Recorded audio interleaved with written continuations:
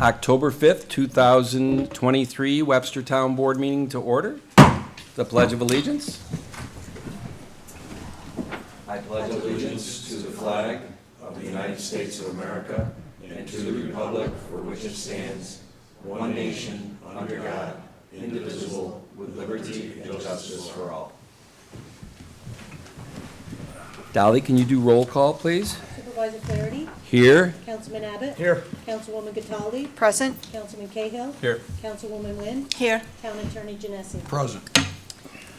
Okay, our first order of business tonight is a public hearing to consider a special use permit for the installation of a rooftop microcell telecommunications facility at 900-965 Cherry Ridge Boulevard. Now, this, well, first of all, when I open the public hearing, anybody that would like to take the podium to speak about this can do so.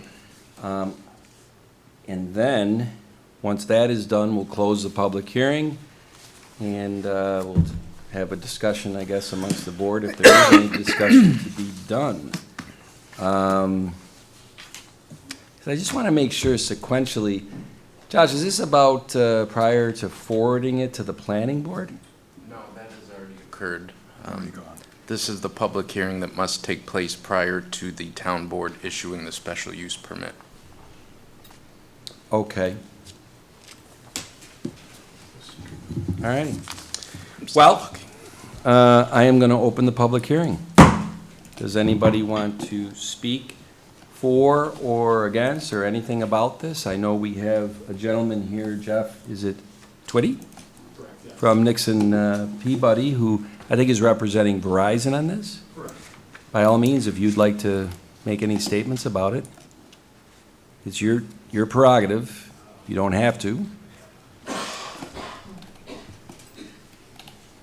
I guess I'll introduce myself for the record.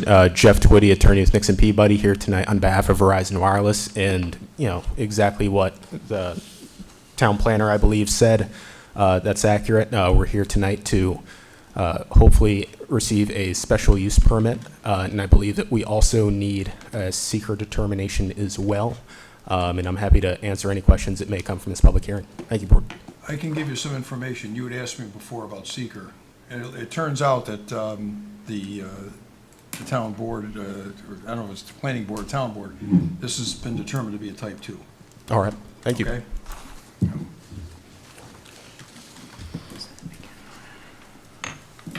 Okay, in the absence of anybody else wanting to speak on this, I'm going to close the public hearing.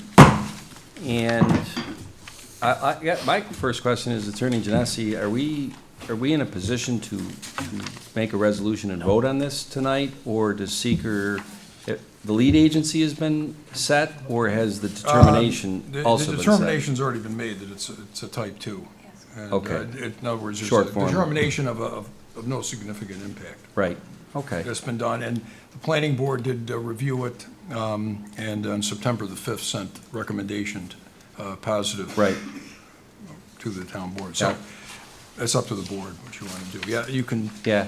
go ahead if you want. I will say this. Hold on. We have not seen that from the planning board. Our most recent cell facility, it was a tower, and it was down on Pellet and Lake Road a couple years ago, and it was a pretty robust back and forth in meetings and whatever. We learned from that experience, and we reached out to Verizon and Nixon Peabody. I think you're the partner there that you work with is Rob Berber. And we got together with Josh Artuso, and we said, hey, look, Verizon, let's get ahead of this. Instead of being in a reactive position as a town, when you guys come out of the blue and say, hey, we're going to put a tower there, why don't you tell us where you think you have coverage problems in town, and maybe we can assist you in pointing out certain places that might be the least invasive to, being around other residential properties and this and that. And they've been great working with us on that, and this is actually the first iteration of this. And I know that they went to Cherry Ridge, And actually, the residents there are, I think, pretty excited about this, because I guess there's some cell coverage issues at Cherry Ridge. I don't spend a lot of time there, but that's what I've heard. So that's a little background for the board. So with that, what are your feelings about? I'm fine. Okay. Charlie? It's up to the board. Okay, well, about to find out. I'm gonna make a motion to issue a special use permit for the installation of a rooftop micro cell telecommunications facility at 900-965 Cherry Ridge Boulevard. Second. Supervisor Flaherty? Aye? Councilman Cahill? Aye. Councilwoman Wynn? Aye. Councilwoman Cataldi? Aye. Councilman Abbott? I mean, to amend the motion to say that it's a type 2 action under seeker, a negative deck for that action. I think that's on there, actually. And I think he's saying aye to that. And I'm saying aye to that amendment. Yeah. That's 5. Are we done? Or was there one other person? That was it. Okay, what are we gonna do in 3 months when Bill is not on the board and he saves me every time on that technicality, doesn't he? Bill, I'm gonna have to bring you to these board meetings to remind me of that. No, It's not going to happen. thank you, not happening. I'm going to have to put a little Post-it note I up know, here that I'm gonna says just, seeker. we'll put the sign up on the door that says, sign in here, and also don't forget type 2 seeker on some of these things, right, for the resolution. Okay, well, I will say, that was a very different experience than Pellet Lake Road a few years ago, huh? Very nice. Did you enjoy that, Josh? Yes. Yes. All right, next up tonight is the open to the floor, where each speaker will be allowed up to 5 minutes to talk about anything they'd like. And tonight, we had one person sign in, and it's George Glessner. George is a board member at Nequals, but I don't know if maybe he's up to talk about the fall foliage or what he's about to talk about. But have at it, George. Good evening. My name is George Glessner. I live in the town of Webster, and I volunteer as a member of the Nequals Board of Directors. I have been asked to read this statement tonight on behalf of the Nequals Board of Directors in response to a tremendous amount of misinformation and half-truths being circulated in social media and presented by or to this town board. This has led to some town board members making the incorrect assumption that NEQ is no longer a viable Webster business and can no longer provide EMS services in Webster. I can assure you, NEQ remains a reliable, capable, patient, and community-focused service organization. NEQ ALS remains a viable business in the town of Webster, as it has been for the past 35 years. It has been expressed by the board that we did not provide data when requested. That is not accurate. Some of the data we are asked to provide to this board, such as audits, financial reports, call data, payer mix, etc., is often not generated by NEQ. We rely on outside resources such as our accountants, auditors, billing companies, and consultants to generate this data. This practice ensures that the town receives accurate and non-biased data. This is often presented to the public by the board as Nequals being unwilling to provide data. This is not true. We continue to provide data to the town board. At the town's request, we have even provided, without complaint, the same data multiple times, all the while hearing the town board say we are not providing data. Finance Director Adams has even had access to our QuickBooks files and our payroll records. We have been far more transparent than any other company that this town does business with. Has any other EMS agency provided their financial data, audits, payer mix data, or given the town board access to their financial files? It has been said or inferred to the public by this town board that the non-disclosure agreement was not necessary. The NDA was put in place to protect NEQ ALS and its staff. It has been said many times by the town board that EMS is a business because other businesses are our competitors, and as we now see, not all act in the best interest of the EMS industry and the patients they serve, but instead in their own interest. We needed to protect our proprietary information from being shared. The fact that information has been shared with the competition seems to prove our point. I would like to ask each board member to review and understand the audit reports and financial data as they can make their own assessment of NEQ and the assistance we need. It shows that even though the healthcare industry in general, and EMS in particular, are very underfunded and under extreme financial stress, NEQ is being managed well, and the citizens of the town are being served by the Webster-based EMS agency. You must appreciate how hard it is to run a business with such tight cash flow. The NEQ board has worked tirelessly to ensure that we are as efficient with our funds as possible.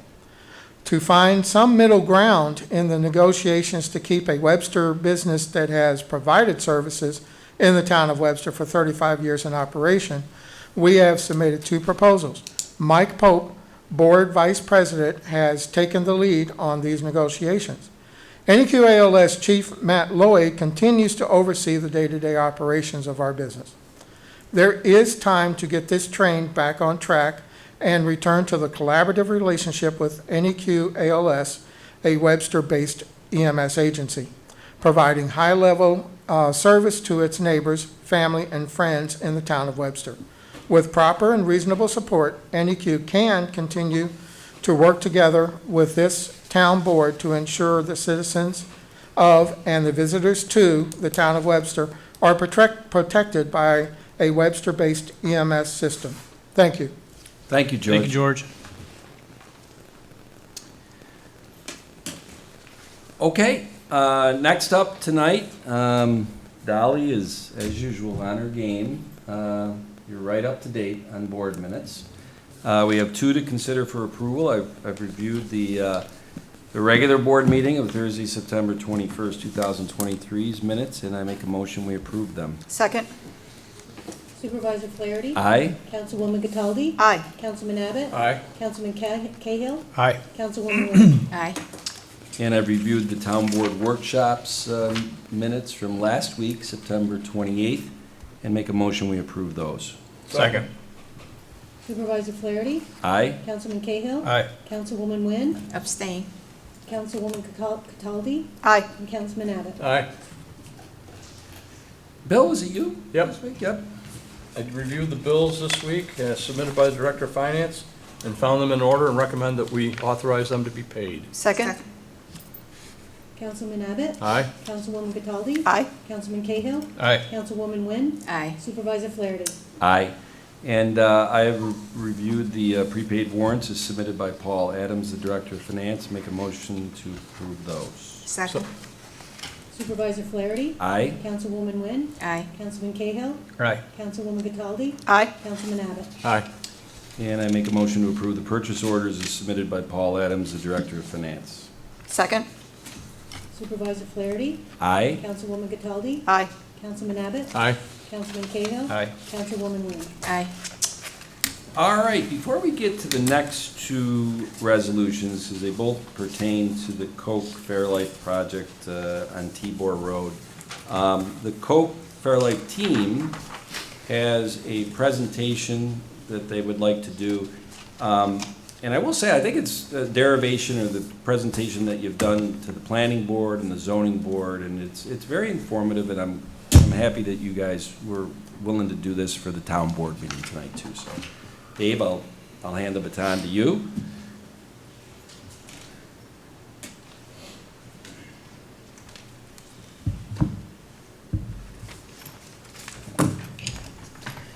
Thank you, Supervisor Flaherty, and we appreciate the opportunity to present in front of the town board tonight.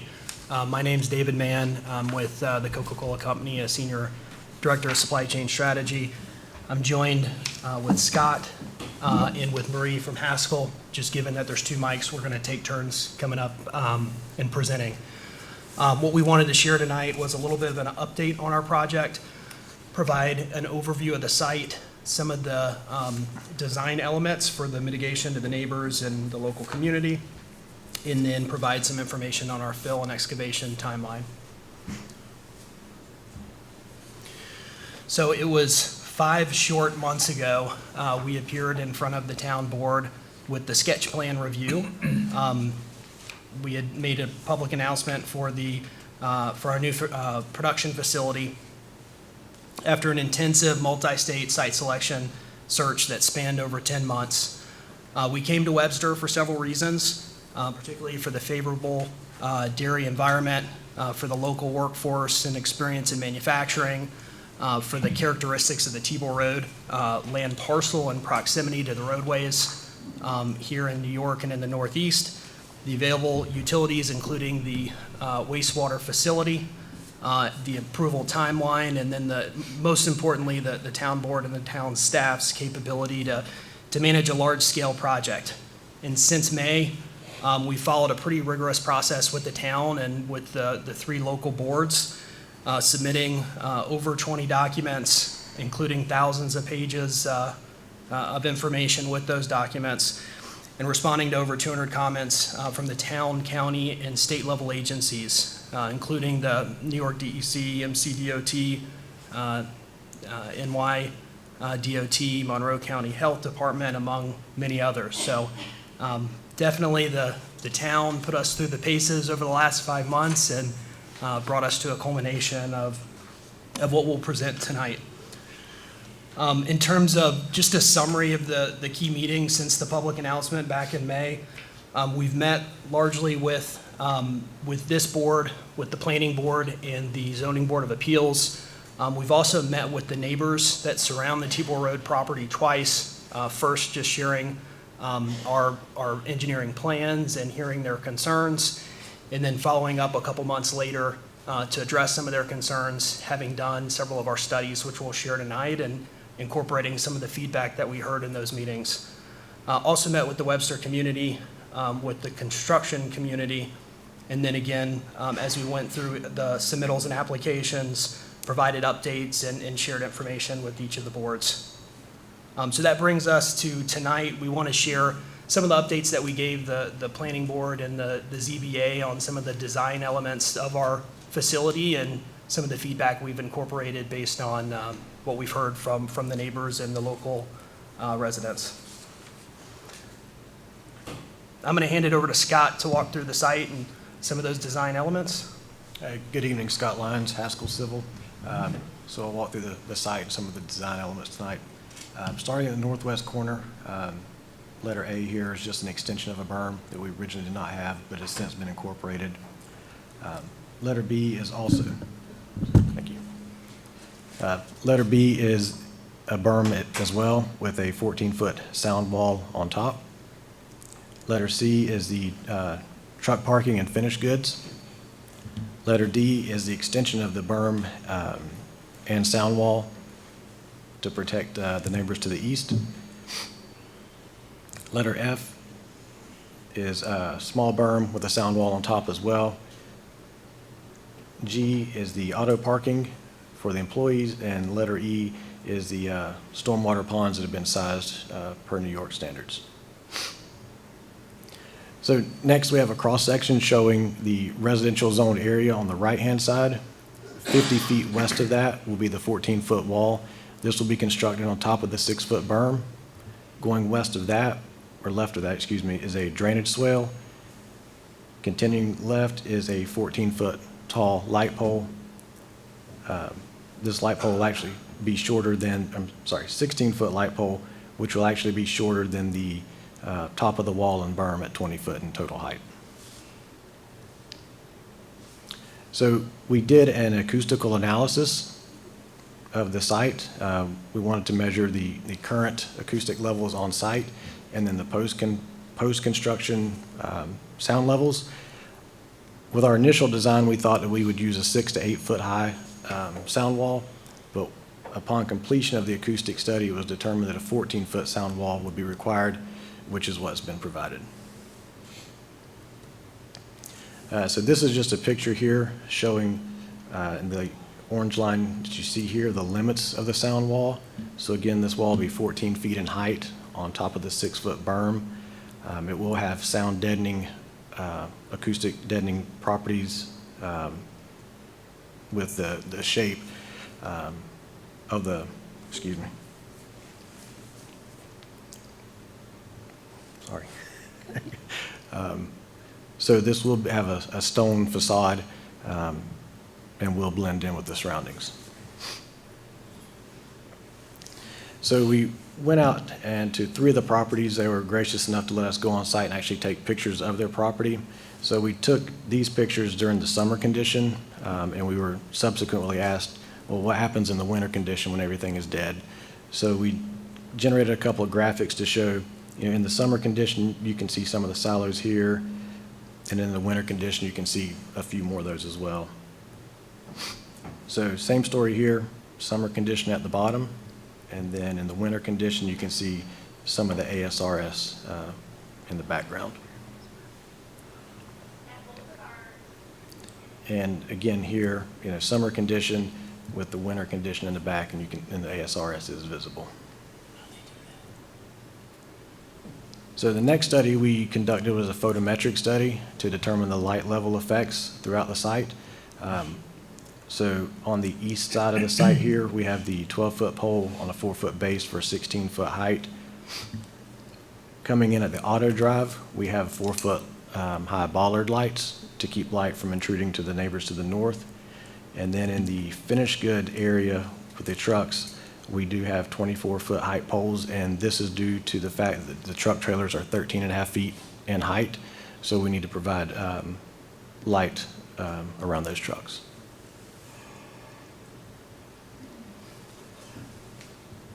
So the traffic study was conducted.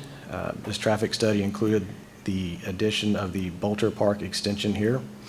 Subsequently, we went back and amended the study to include Basket Road with the addition of the Bolter extension as well as the right-hand turn lane leaving Basket.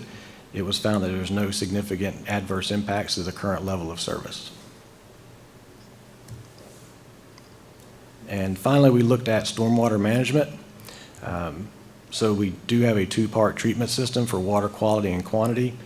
Water will enter into dry swales and storm sewer system. From there, it's conveyed to the 2 wet ponds to the north.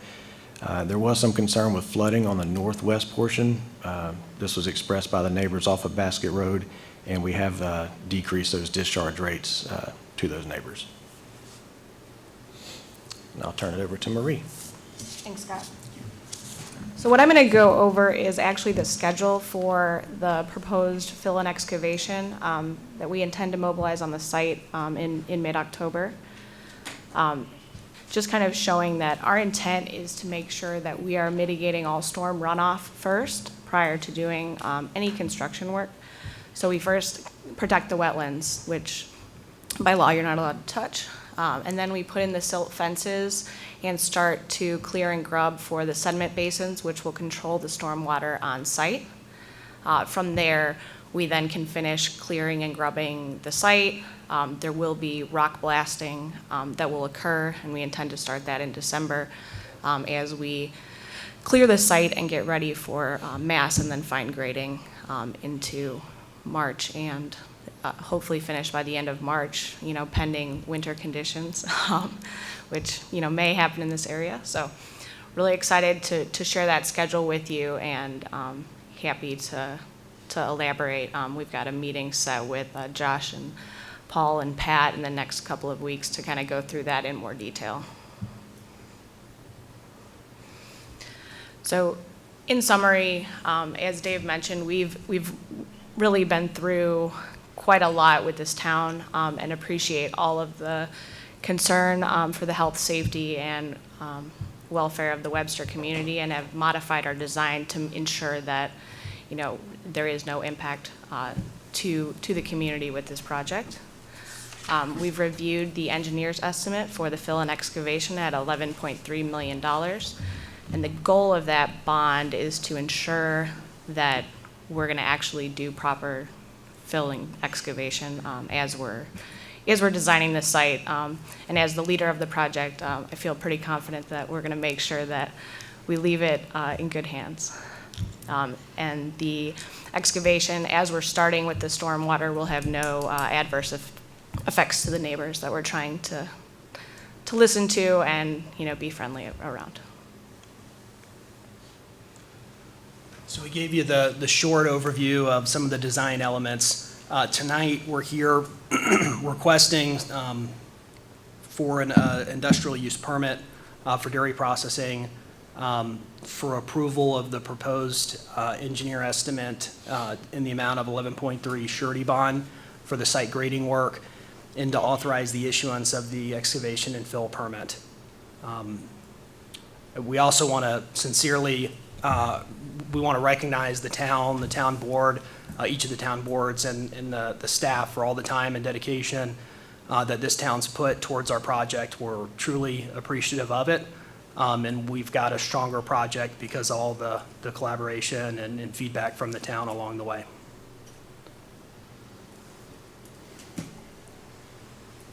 Well, and that's the end of the presentation. I Yes. just didn't want to jump ahead. I will say, Dave, along your last lines, right back at you, because the last 5 months, this has been pretty robust. The Coke team has been great. And I was telling Dave and Kevin and Tom out in the crowd today, we were in a meeting with Patty, that I mentioned to a couple of developers this week in some meetings we had about proposed things they wanted to bring to the planning board or potentially to the zoning board. And I said, you could learn a lesson from what Coke did.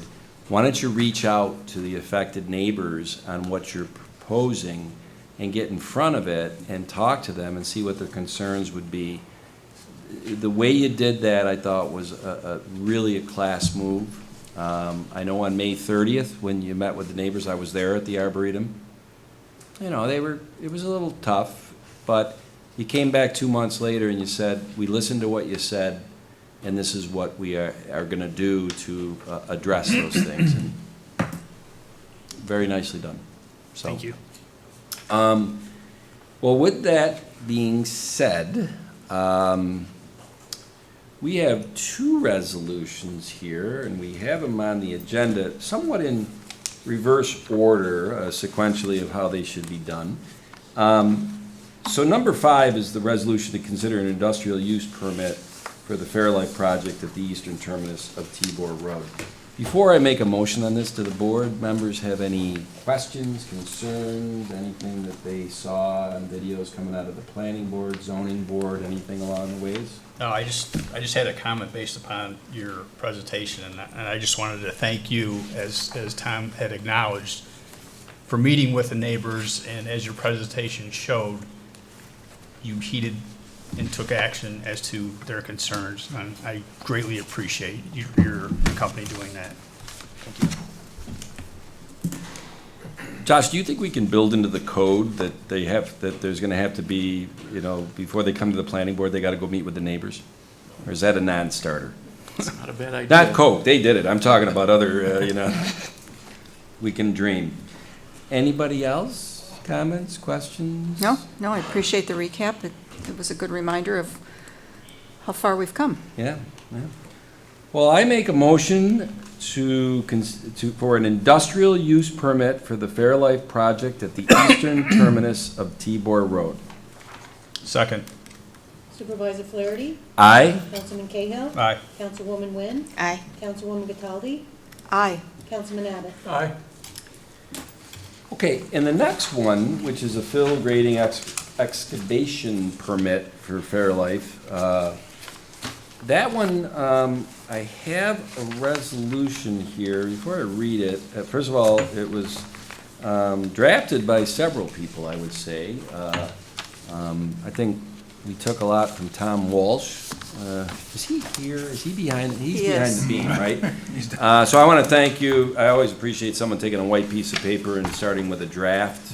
There's a skill to that, and they have to be open to the fact that it'll get edited. Charlie, I knew you took some things at this. Josh, Pat, we just wanted to make sure that we have this resolution, especially as we do it for memorialization, that it's unequivocal in its interpretation, because it's a pretty large project, to say the least. Marie, as you had said, just the fact that it's almost a $12 million surety bond on the moving of the dirt, for lack of better terms. And how many yards did it say? The actual cut fill is listed in the estimate is over 200,000 cubic yards. I wish, And you the know, I love disturbed my area numbers. is 100 acres. It's. Yeah, I love my numbers. I know we've done fill permits here at the board before, and Bill, you might have. Anything this big. Yeah, I was gonna say, it is, but that shouldn't surprise anybody. We've said it all along. This is a very large project, and probably we don't have a precedent. Just as a little background for the board before I propose this, and I think you had it in the presentation, the tentative closing date on the real estate where Coke or Fairlife is taking title, I think is October 18th. That's right. And you'll hear in this resolution as I make it, that one of the key parts to this, and just is that, you know, obviously, it's like buying a house. I know that when I bought my house years ago, if I closed on September 30th, it's funny that sellers didn't let my family move in on September 20th, 10 days beforehand. Same logic here. They will be in title, that closing will occur, title will transfer to Coke and Fairlife, and then they can start doing their fun with Tonka trucks and whatever with the dirt. Is that correct, Marie?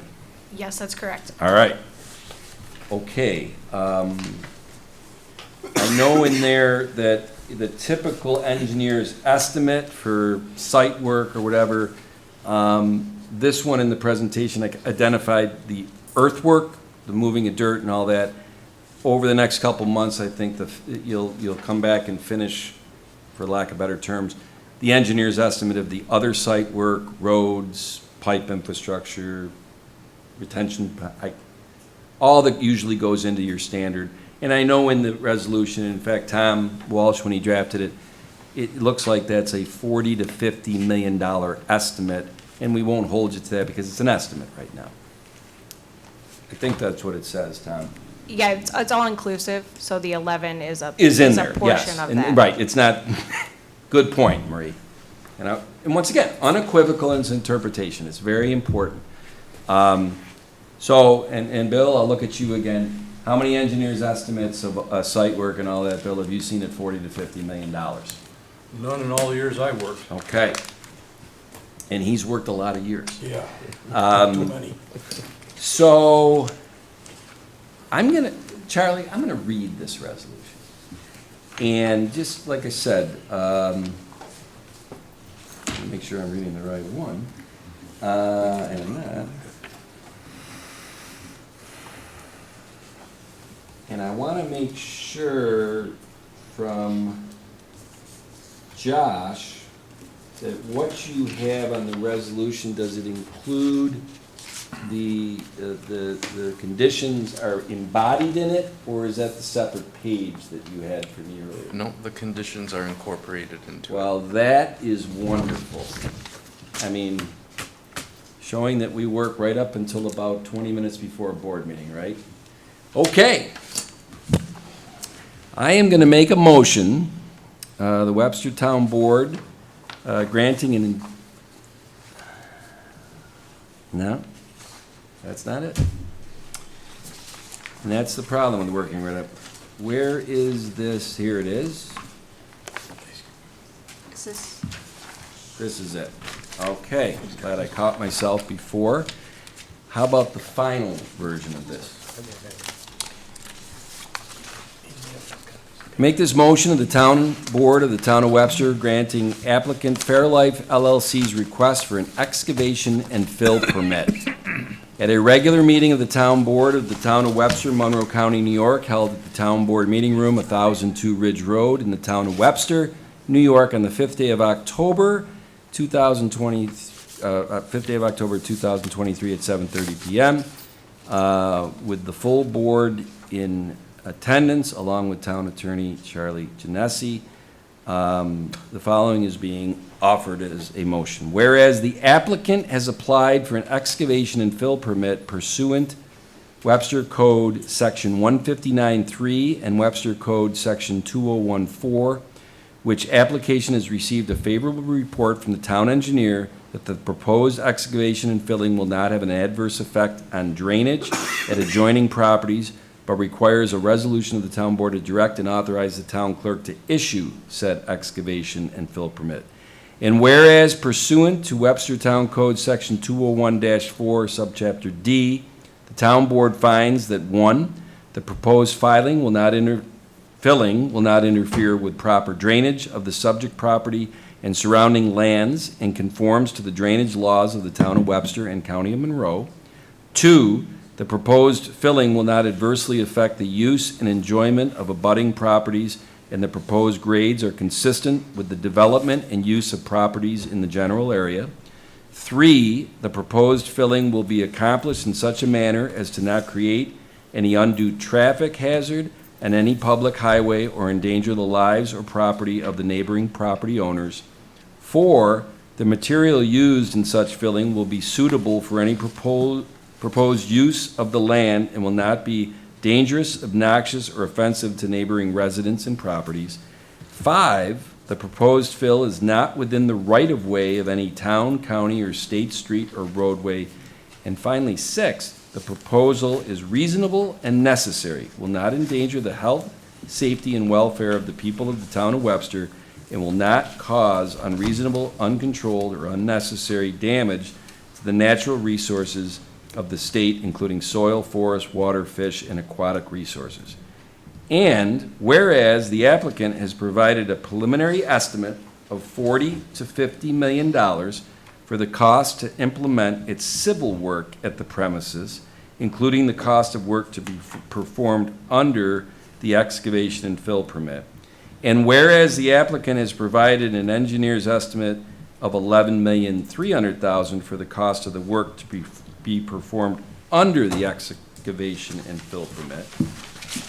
And whereas the applicant has proposed and the finance director and town attorney have no objection to the bonding letter of credit requirements of the Webster Town Code, Section 159-4, Webster Town Code, Section 204-4, Subchapter F, and Webster Town Code, Section 269-4, for the civil work, including the excavation and fill permit, being met by 2 separate surety bonds issued to the town of Webster, with the surety bond for the work to be performed under the excavation and fill permit, the applicant proposes to be left in place until all the work under the excavation and fill permit has been completed to the satisfaction of the highway superintendent. Now, therefore be it resolved that the town board hereby approves, pursuant to Webster Town Code Section 159-6 and Webster Town Code Section 201-4, Subchapter F, a surety bond as to form, duration, manner of execution, and sufficiency of the surety for the grading work under the excavation and fill permit to be implemented by the applicant at the premises.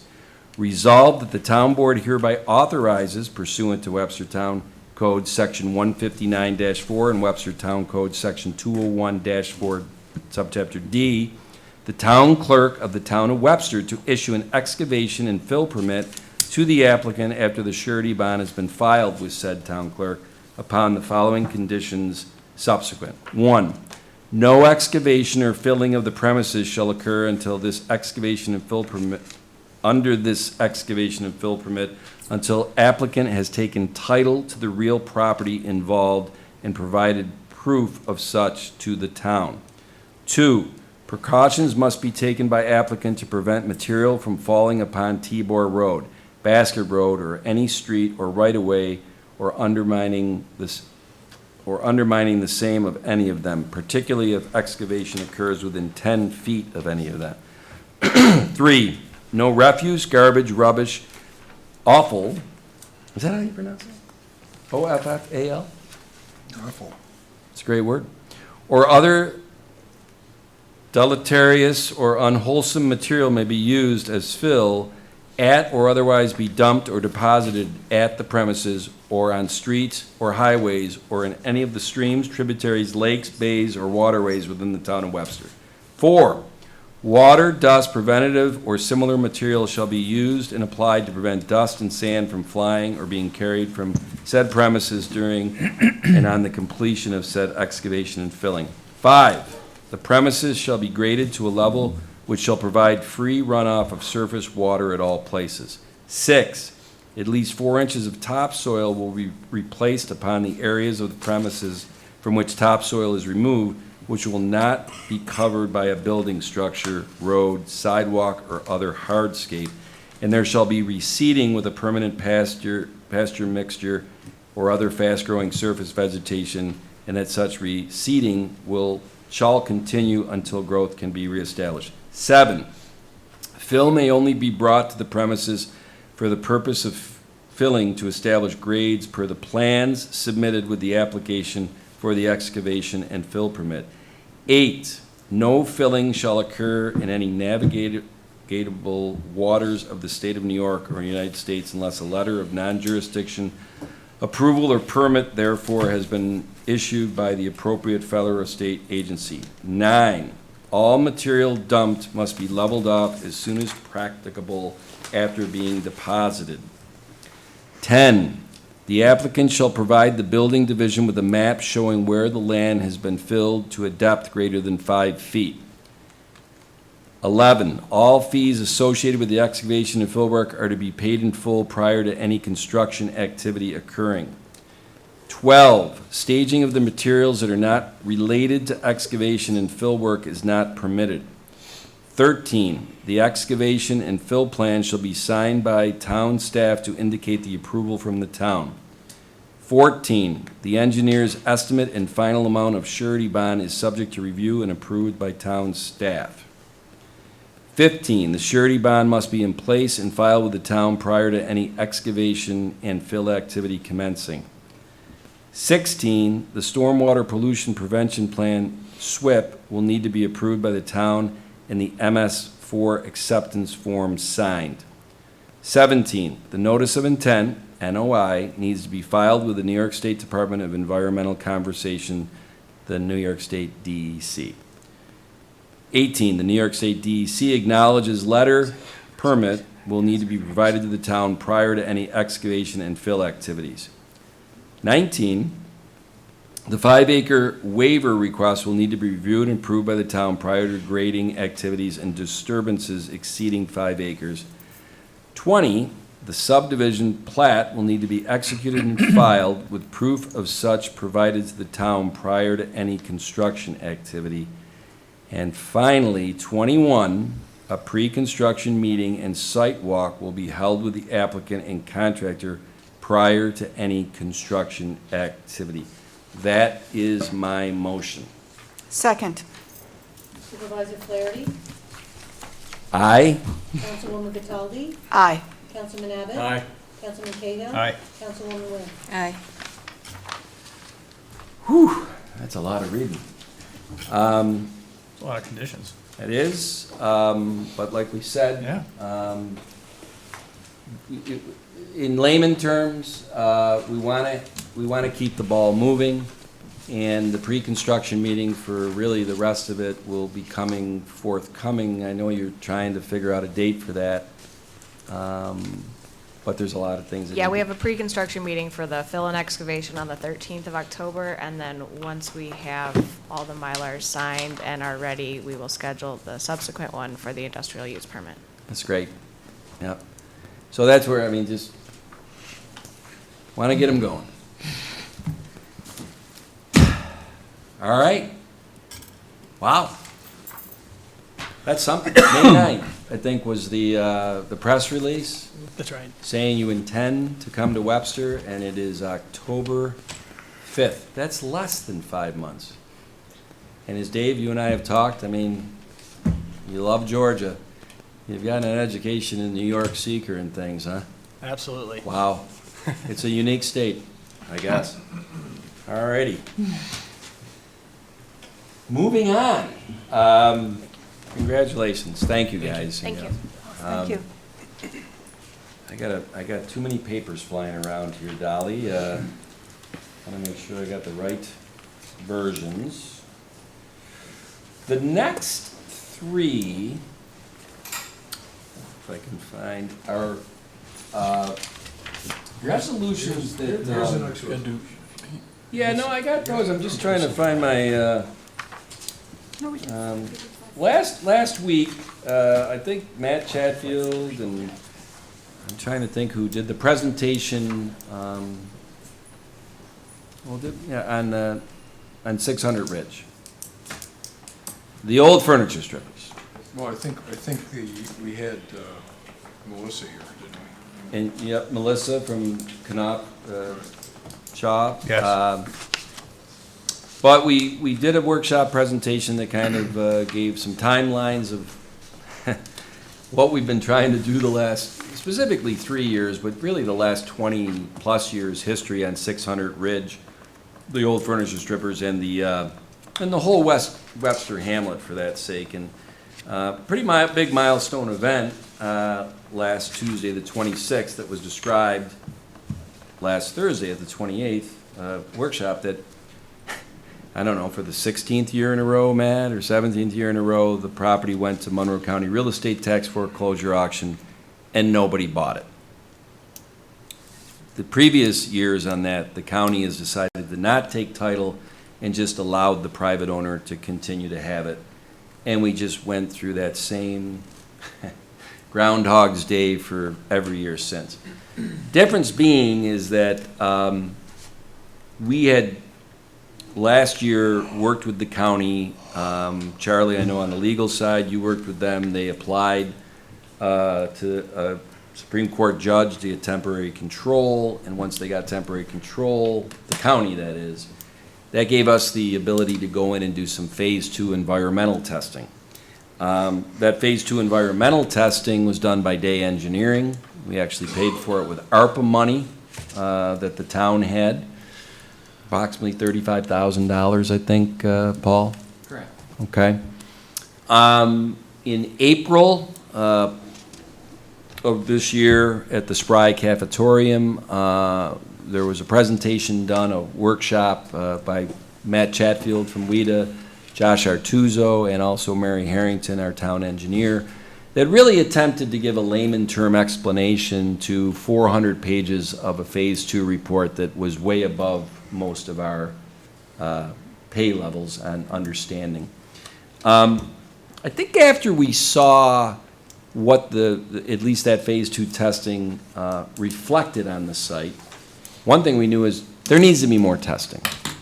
But we just didn't have the bandwidth. First of all, we didn't have the time under the temporary stay, if you want to call it, with the county to do that. And even if we did, we would have had to gone in and done some major demolition of the building, and we don't have the right to do that. But I think it also made the county of Monroe see that, well, the contamination maybe is not as bad as they thought, and they said, you know, maybe instead of us, you know, continually not getting paid taxes on this and reimbursing the town and the school district, would the town ever consider, you know, buying this property from us after the next real estate foreclosure auction for $1? And it's funny, we talked about it in certain board meetings and whatever, and I always said, Bill, is that a good deal for us? Is $1 a good deal for us? Hard to say. Is a white elephant a good gift to give somebody, right? Is that from Latin days? So really, we went down the path. We hired Knopf Shaw and Alan Knopf and Melissa Valley, who's done really phenomenal work for us. They're environmental specialists. They've somewhat helped the town within that engagement figure out for us, or at least quantify, whether it is a good deal. And the way they've done that is, I think we're about to enter into some type of agreement with the DEC, where the DEC understands the situation and will not sue, for lack of better terms, Charlie. I think that would be one way to put it. And you showed last week, this is a long preface to these, but you showed last week a very tight time frame that we would have to propose this to the county legislature. They would need to look at it on October 10th, on Tuesday at their legislature meeting. And then if everything went as planned, they would approve it at their Tuesday, November 14th county ledge meeting. And before Thanksgiving, the town might be the proud owners for $1 of 600 Ridge Road.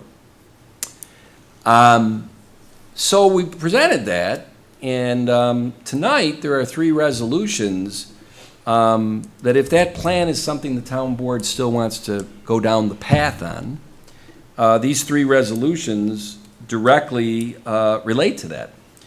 And I want to hit on, I'm not sure if the sequence of these really mean anything as far as which one would be done first, but I'm glad that well, no, I'm gonna use the day engineering number 7 first, because, and if there's any questions for the board on this, I think that either Josh or Matt are gonna have to answer this, because we don't, or maybe Charlie, you can too, in place of Melissa Valley or whatever, but this number 7 is about the board authorizing me to sign an agreement with Day Engineering for the purpose of conducting a Phase 1.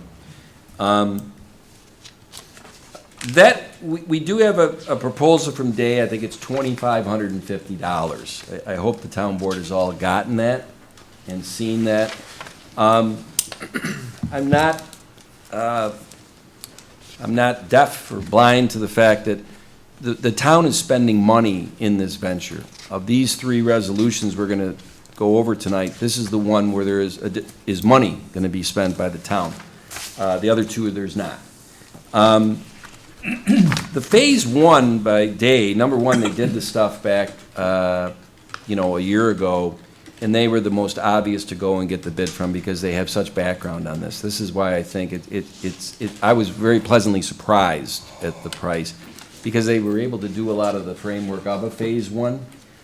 But I want to make sure, because the Phase 1, the way it was explained to me, Matt and Josh, is that now they'll get a little bit more robust, not only on the history of 600 Ridge Road's parcel, which is only a .2 acre parcel, but also maybe some of the surrounding areas, because there is a feeling that there was in the water tables from the Phase 2 testing some petroleum in there, and petroleum down 20 feet in the water, that's not what you would find from a furniture stripper's operation.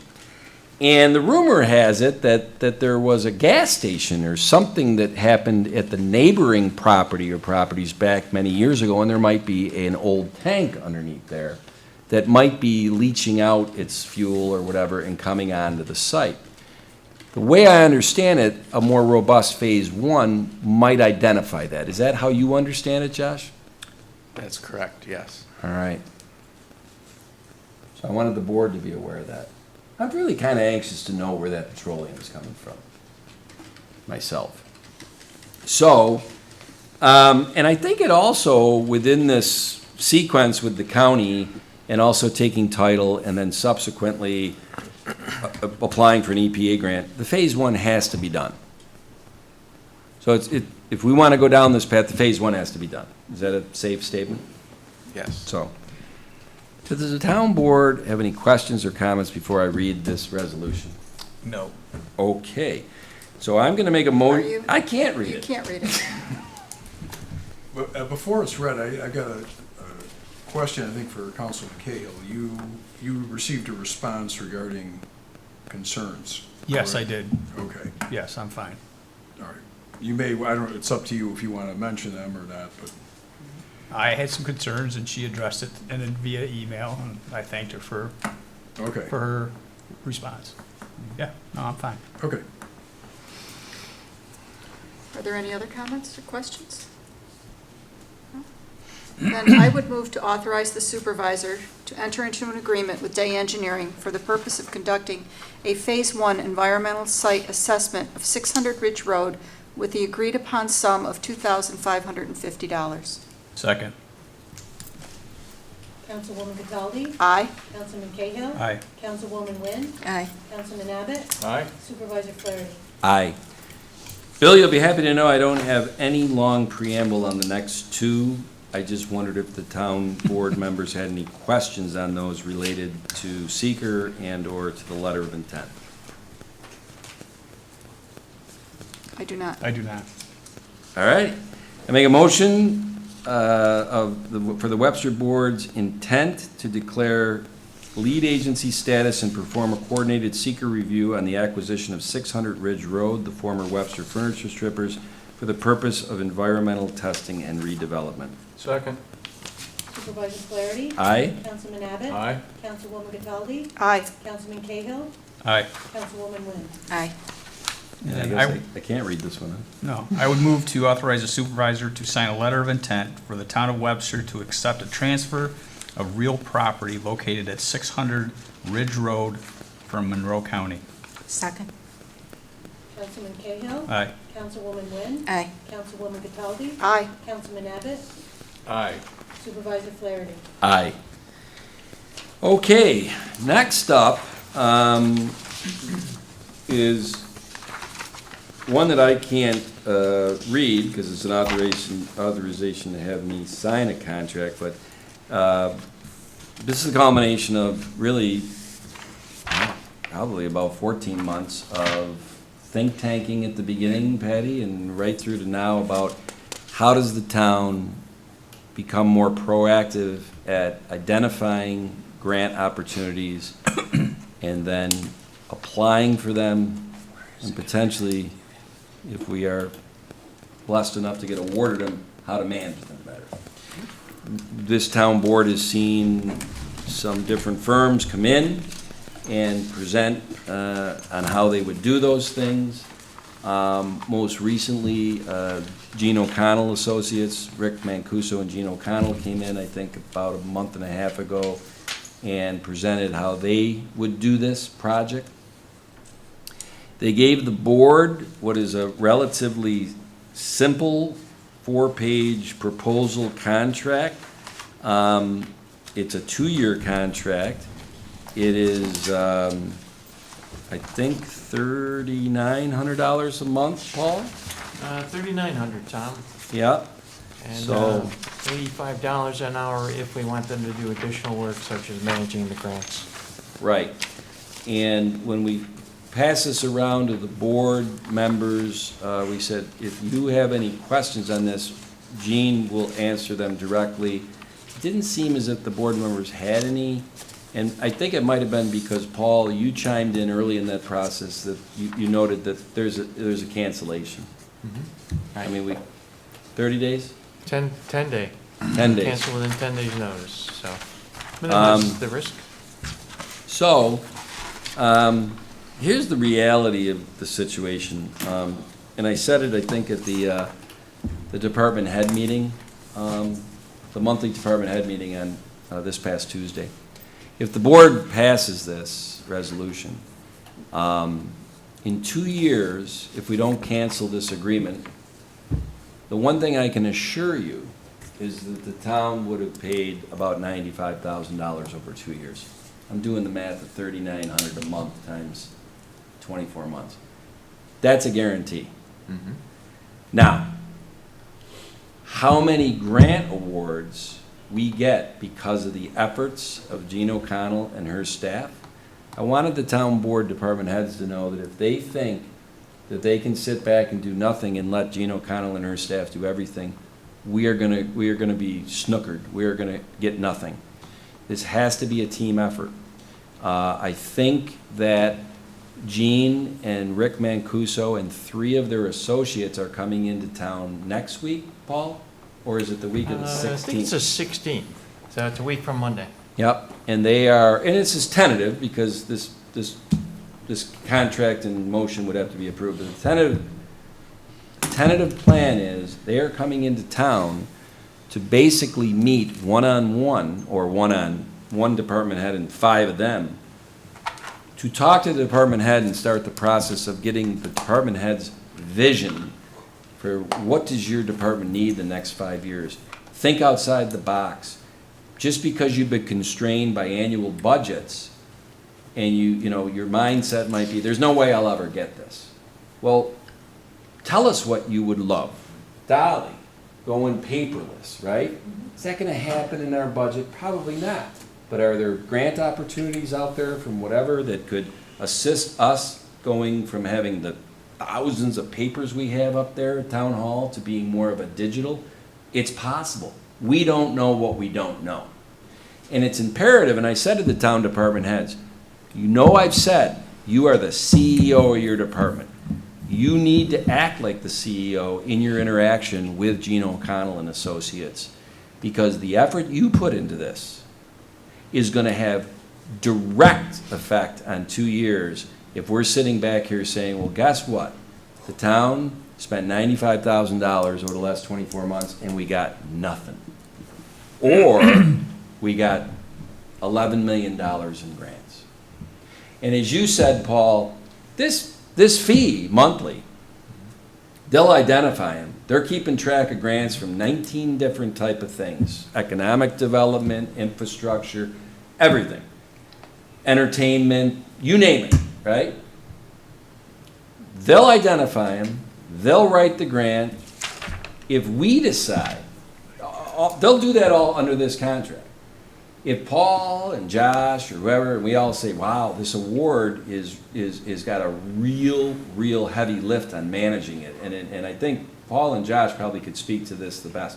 Some grant awards are laydowns. You just send in a memo to the agency and you get the check. Others, we may not have the bandwidth to manage them. So it's nice that they have that side of the business, that if we decide to utilize them, and that would be a team decision on the town side, at $85 an hour is in the Yeah, contract? 85 has a cap of 17,000, and at that point, you kind of renegotiate. Right. We have the ability to at least discern whether we want to hire them at time and materials, $85 an hour, to help manage grants. I think that's the best way I can explain this. Town board, any questions, comments, concerns? I do not. I can't read it. I don't think that, as you said, that our department heads are not going to be able to sit back and watch Jean and her associates do their work, because with her presentation to us, I got the impression that Jean is a bit of a taskmaster when she sets her mind to it, and I'm sure she'll be looking at our department heads to do all they can to help support a healthy grant application. Well, you know, Jean and, you know, you saw her here and whatever, and she was the one who said, I want to come in face to face in these first meetings, and I want to roll in 4 or 5 of my people. She has a purpose for that. Mm-hmm. She wants to show that they're taking it serious, so hopefully the department heads do too. So, anyway. So I would move that we enter into a contract with J. O'Connell and Associates, Inc., and have the supervisor sign said contract. Second. Councilwoman Cataldi? Aye. Councilwoman Wynn? Aye. Councilman Cahill? Aye. Councilman Abbott? Aye. Supervisor Flaherty? Yes, but I'm going to say, I, with Bill Abbott, I get to do this finally, with just an addition onto that, that it's a Of- 2-year, Thank you. $3,900 a month, and with a 10-day cancellation. Is that, can we put that in there? Yes? All righty. So that's my aye. Patty, you got the last one, right? I would move that we declare the following items for recycling from the sewer department: a Boulay duplex panel, asset tag 002127, rebuilt, I think this is probably hydromatic pump, Yes. asset tag 992127, and a metal detector with no tag number. Second. Councilwoman Cataldi? Aye. Councilman Abbott? Aye. Councilman Cahill? Aye. Councilwoman Wynn? Aye. Supervisor Flaherty? Aye, and you just... And I just want to say that I had the opportunity to go down to the sewer department the other day. Wow, demolition has begun. Oh, sorry. I just want to make sure I do this correctly. That completes the formal agenda tonight. I am making a motion to go into executive session under New York State Public Officers Law, Section 105. Let's see D and F. here. Contract. D and F. Okay, thank you, Charlie. And I would like to have in attendance the town board members, the finance director, the town attorney, and Russ Ziskin from North Onondaga Volunteer Ambulance. And I will let you know when we come out. All right. I won't. I can sign them now if you'd like.